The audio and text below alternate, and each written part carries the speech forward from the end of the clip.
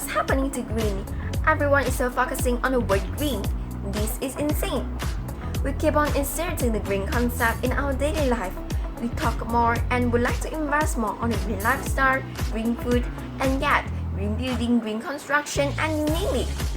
Looking back, we start right there with absolutely nothing to nowadays people would like to discuss and to practice green concept in our daily life so much. Meanwhile, I would like to point out that being green is absolutely good and right, but sometimes we forget about other categories of being green.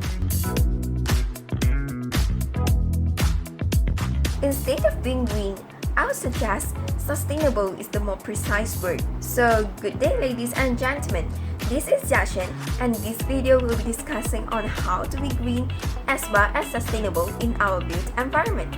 And we look into this issue from the perspective of a construction professionals, client, as well as a student from School of Housing, Building and Planning. We have a lot of construction professionals in built environment, ranging from architects who design a building to project managers who monitor construction to completion. To be green, construction professionals will always came up with the ideas of green building construction, which fulfill the 6 major categories of green building rating system, namely sustainable site, energy and atmosphere, water efficiency, material and resources, in-law environmental quality, and innovation and design. No doubt, the green concept seems to be so perfect and flawless. We construct green building, and we achieve a target of being green, but not sustainable. Why do I say so? Alright, so I would like to share 2 examples which I usually think of. First, where is the green building located?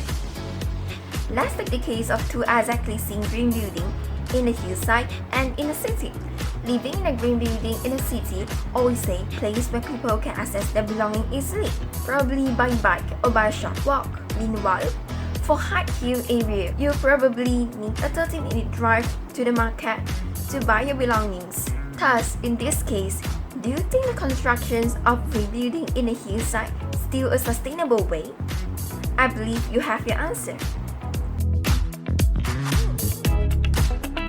Second, let's consider and think about what the green building had replaced. I put it this way, it will be very tempting to a construction professional to open up spaces for construction. Meanwhile, if a green field or green forest is now turned into a new green building, do you think it will be better? I believe we should think about that. Simply put, we can't deny that the construction of green building is absolutely amazing, but being green is just not enough. We need to be sustainable. Clients have to make the concept of green construction practical by supporting and investing on a green construction project. Nevertheless, it's time for clients to be more sustainable instead of just being green. Other than the building design itself, actually there's much more criteria that the client should be taken into account. Take the case of cost management. We can't deny that some of the client might be just focusing into the current cost they need to pay for the construction of the project. Meanwhile, I will wholeheartedly recommend my client to look into life cycle costing. Other than the construction cost itself, actually there are capital costs, maintenance costs, replacement costs, etc. that need to be considered by the client in order to achieve sustainable cost. Remember the SDG Sustainable Development Goal? Clients should be more sustainable by introducing this SDG into the property development project. By understanding SDG, I believe clients will plan and came up with projects that can benefit people from all range of life. That's why I say being green is not enough. We need to be sustainable, as sustainability is the one who opened up our vision and came out with more new things which can benefit people as a whole. As students for School of Housing, Building and Planning, we learn green, study green, but we apply to be sustainable. Why do I say so?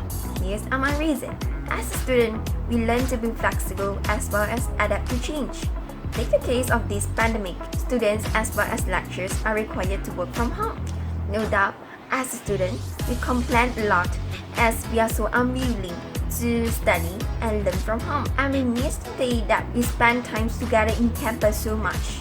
Meanwhile, since our lecturers advise us to be sustainable, we slowly but surely discover that e-learning is actually the great platform and is sustainable as it can benefit students from all range of life and from each and everywhere around the world.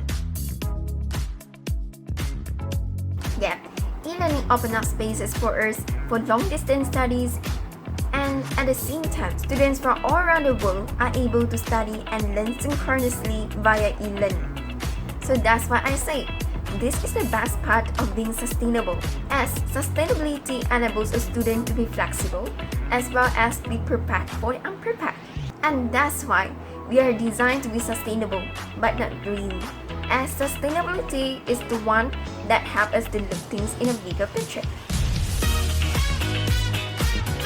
To summarize what I have been shared from the beginning of the video, I would like to emphasize that, unlike green, sustainable is the things that not only applicable to the property development project, but also applicable to social, environmental, as well as economic.